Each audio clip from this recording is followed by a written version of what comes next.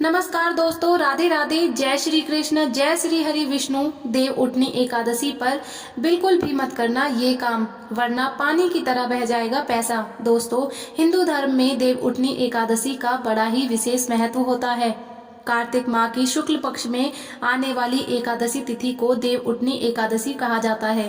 देव उठनी एकादशी को प्रबोधिनी एकादशी और देवतुत्थान एकादशी के नाम से भी जाना जाता है।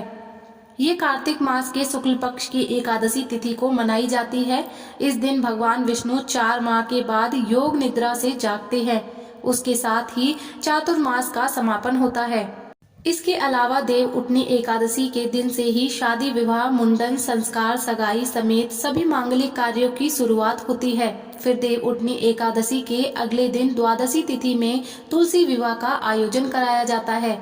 भगवान विष्णु के शालिग्राम अवतार से माता तुलसी का विवाह होता है, जिस दिन को तुलसी विवाह के नाम से जाना जाता है। धार्मिक मान्यताओं के अनुसार तुलसी विवाह के आयोजन से घर में सुख, समृद्धि और खुशहाली आती है। कार्तिक माह में तुलसी के पौधे की पूजा अर्चना भी शुभ फलदायी मानी गई है। धार्मिक मान्यता है कि सभी एकादशियों में सर्वश्रेष्ठ मानी जाने वाली इस देव उठनी एकादशी का व्रत करने वालों को स्वर्ग और वैकुंठ की प्राप्ति होती है। भगवान श्री हरि विष्णु जी की कृपा से उस व्यक्ति को हर तरह के सुख की प्राप्ति होती है। उसके जीवन में कभी भी किसी भी तरह की समस्या नहीं आती। हालांकि आपको देव उठनी एकादशी के दिन कुछ बातों का ध्यान रखना चाहिए। शास्त्रों में कुछ ऐसे नियमों का वर्णन किया गया है जिन नियमों का पालन हर व्यक्ति को देव उठनी एकादशी के दिन करना चाहिए। अगर आप इन नियमों का पालन नहीं करते हैं तो भगवान श्री हरि विष्णु जी आपसे रुष्ट हो सकते हैं और आपको शुभ परिणाम की जगह गंभीर परिणाम देखने को मिल सकते हैं। आपका जीवन दुर्भाग्य में बदल सकता है। आपके बने बनाए काम भी बिगड़ सकते हैं। साथ ही आपको आर्थिक तंगी जैसी समस्या का भी सामना करना पड़ सकता है। इस वीडियो के माध्यम से मैं सभी को बताऊंगी कि इस बार साल 2024 में देव उठनी एकादशी कब है, देव उठनी एकादशी की पूजा विधि क्या है और इस दिन का महत्व क्या है। इसके अलावा देव उठनी एकादशी पर कौन से कार्य बिल्कुल भी नहीं करने चाहिए। इस वीडियो में आपको देव उठनी एकादशी के बारे में संपूर्ण जानकारी मिलेगी। इस वीडियो को देखने के बाद आपको कोई और वीडियो देखने की आवश्यकता नहीं पड़ेगी।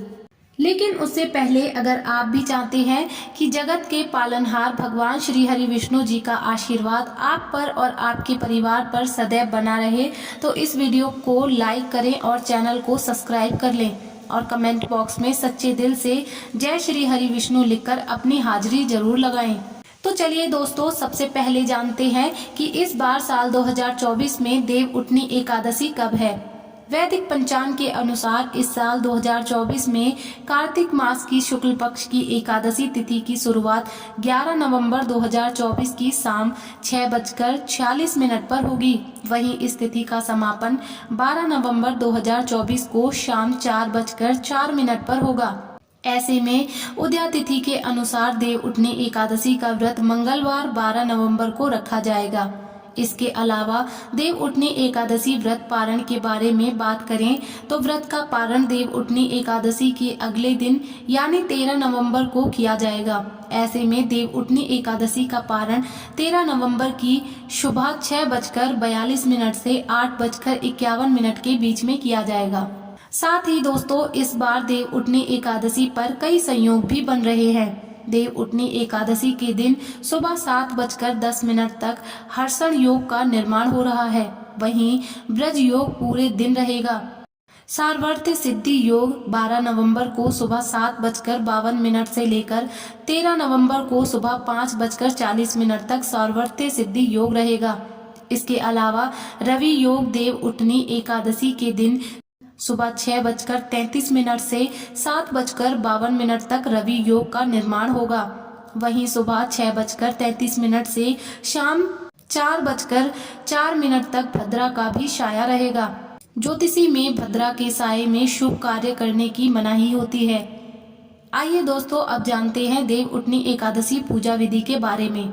देव उठनी एकादशी पर सुबह ब्रह्म मुहूर्त में उठकर स्नान ध्यान करें और भगवान विष्णु के व्रत का संकल्प लें। इसके बाद मंदिर की साफ सफाई करें और भगवान विष्णु धन की देवी माता लक्ष्मी का स्मरण करें। फिर भगवान को पंचामृत से स्नान कराएं, साथ ही हल्दी या गोपी चंदन का तिलक लगाएं। उसके बाद भगवान विष्णु को पीले फूलों की माला, मिठाई, फल और तुलसी के पत्ते चढ़ाएं। भगवान विष्णु के ओम नमो भगवते वासुदेवाय या कोई अन्य मंत्र जपें। विष्णु सहस्त्र नाम का पाठ करें और आरती गाएं। पूरे दिन व्रत का पालन करने के बाद रात में भगवान का भजन कीर्तन करते हुए जागरण करें। उसके बाद सुबह पूजा पाठ के बाद व्रत पारण कर लें। तो दोस्तों, ये थी देव उठनी एकादशी की पूजा विधि। चलिए अब जानते हैं देव उठनी एकादशी के महत्व के बारे में। पौराणिक मान्यताओं के अनुसार जिस मनोरथ का फल त्रिलोक में ना मिल सके, वह देव उठनी एकादशी का व्रत करके प्राप्त किया जा सकता है।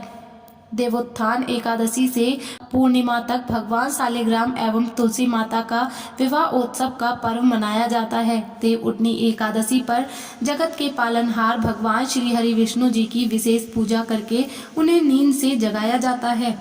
खास बात ये है कि इसी दिन चातुर्मास व्रत भी समाप्त होता है। मान्यता है कि कार्तिक मास में श्री हरि जल में निवास करते हैं। ऐसे में इस दौरान गंगा स्नान पूजा में प्रयोग और उसका सेवन करना अत्यंत ही शुभ माना गया है।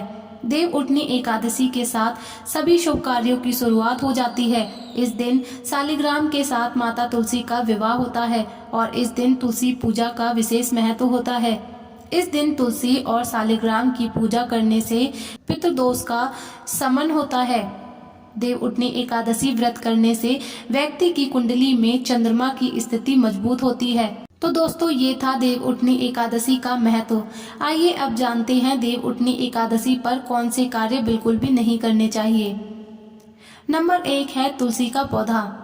शास्त्रों में बताया गया है कि किसी भी एकादशी पर तुलसी के पत्ते नहीं तोड़ने चाहिए और ना ही तुलसी को किसी भी प्रकार का नुकसान नहीं पहुंचाना चाहिए।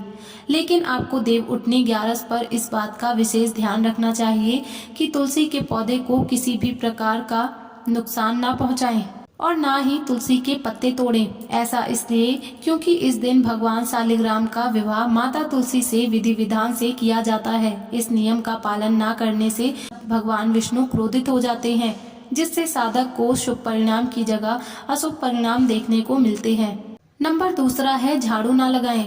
दोस्तों, आपको देव उठनी एकादशी से एक दिन पहले ही दशमी के दिन ही सूर्यास्त से पहले घर में झाड़ू लगा लेनी चाहिए। एकादशी के दिन झाड़ू लगाने से परहेज करें, क्योंकि झाड़ू लगाते समय भूलवश कई सूक्ष्म जीव मर जाते हैं और इसका पाप लगता है, जिससे कि भगवान श्री हरि विष्णु नाराज हो जाते हैं। नंबर 3 है चने की दाल। दोस्तों, देव उठनी एकादशी तिथि के दिन कुछ चीजें ऐसी होती हैं जिनको खाने से बचना चाहिए, जैसे मसूर दाल, चना दाल, उड़द दाल, गोभी, गाजर, सलगम, पालक का साग आदि का सेवन नहीं करना चाहिए। साथ ही इस दिन शारीरिक व मानसिक तौर पर किए जाने वाले बुरे कार्यों को भी करने से बचना चाहिए, क्योंकि शास्त्रों में देव उठनी एकादशी को मोक्षदायिनी तिथि भी कहा जाता है। इसलिए देव उठनी एकादशी तिथि के दिन इन चीजों का सेवन बिल्कुल भी नहीं करना चाहिए, वरना आपका जीवन दुर्भाग्य में बदल सकता है। नंबर 4 है साबुन तेल। प्रिय भक्तों, देव उठनी एकादशी के दिन साबुन, तेल और शैम्पू का इस्तेमाल नहीं करना चाहिए। मान्यता है कि देव उठनी एकादशी के दिन इन चीजों का इस्तेमाल करने से घर में नकारात्मक ऊर्जा का वास होता है, जिससे घर में अशांति का माहौल बना रहता है।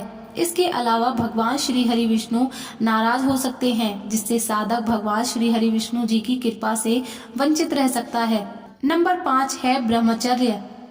प्रिय भक्तों, अगर आप देव उठनी एकादशी का व्रत कर रहे हैं तो आपको इस पवित्र दिन पर ब्रह्मचर्य का पालन जरूर करना चाहिए। अगर आप व्रत नहीं भी रखते हैं, बस पूजा अर्चना करते हैं, तब भी शरीर और तन मन में शुद्धता बनाए रखनी चाहिए। साथ ही इस दिन किसी से भी लड़ाई झगड़ा या विवाद नहीं करना चाहिए, तो आपको शुभ परिणाम की जगह अशुभ परिणाम देखने को मिल सकते हैं और आपसे भगवान श्री हरि विष्णु जी भी नाराज हो सकते हैं, जिससे आपका जीवन दुर्भाग्य में बदल सकता है। नंबर 6 है काले वस्त्र। प्रिय भक्तों, ज्योतिष शास्त्र में काले रंग को अशुभ माना जाता है। देव उठनी एकादशी के दिन भूलकर भी काले रंग के वस्त्र नहीं पहनने चाहिए। यदि संभव हो तो भगवान विष्णु की पूजा पीले वस्त्र पहनकर ही करनी चाहिए। इसी प्रकार पूजा में पीले पुष्प, पीले फल, पीली मिठाई आदि का भोग भगवान विष्णु को लगाना चाहिए। इसके अलावा ये भी कहा जाता है कि भगवान श्री हरि विष्णु की पूजा में लगाए जाने वाला भोग तब तक अधूरा रहता है जब तक आप उसमें विष्णु प्रिय माने जाने वाली तुलसी दल साथ में नहीं चढ़ाते हैं। लेकिन ध्यान रहे कि तुलसी दल एक दिन पूर्व ही तोड़ लेना चाहिए, नहीं तो आपको जीवन भर समस्याओं का सामना करना पड़ सकता है। नंबर 7 है जुआ। देव उठनी एकादशी व्रत के दिन भूलकर भी जुआ नहीं खेलना चाहिए। धार्मिक मान्यताओं के अनुसार ऐसा करने से व्यक्ति के वंश का नाश होता है और घर में अलक्ष्मी का वास हो जाता है, क्योंकि देव उठनी एकादशी के दिन भगवान श्री हरि विष्णु योग निद्रा से उठते हैं और ये देखते हैं कि कौन व्यक्ति क्या कर रहा है। इसके अलावा देव उठनी एकादशी के दिन भूलकर भी चोरी नहीं करनी चाहिए। कहा जाता है कि इस दिन चोरी करने से 7 पीढ़ियों को उसका पाप लगता है, साथ ही वंश का नाश हो जाता है। नंबर 8 है भोजन।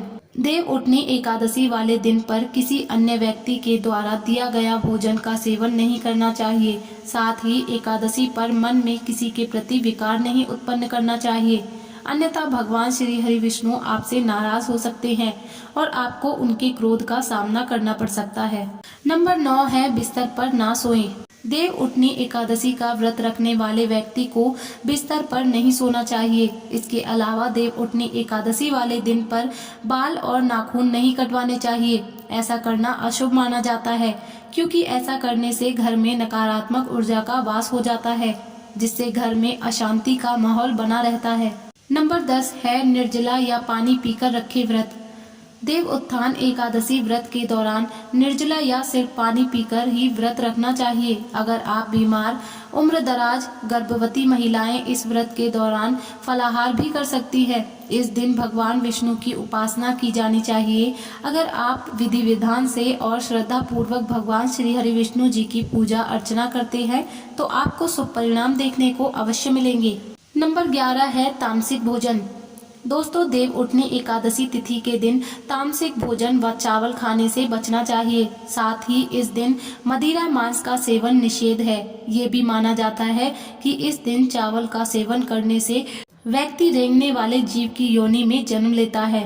नंबर 12 है वाद विवाद। साथ ही देव उठनी 11 के दिन व्यक्ति और खासकर व्रत रख रहे लोगों को किसी भी प्रकार के वाद विवाद से बचना चाहिए।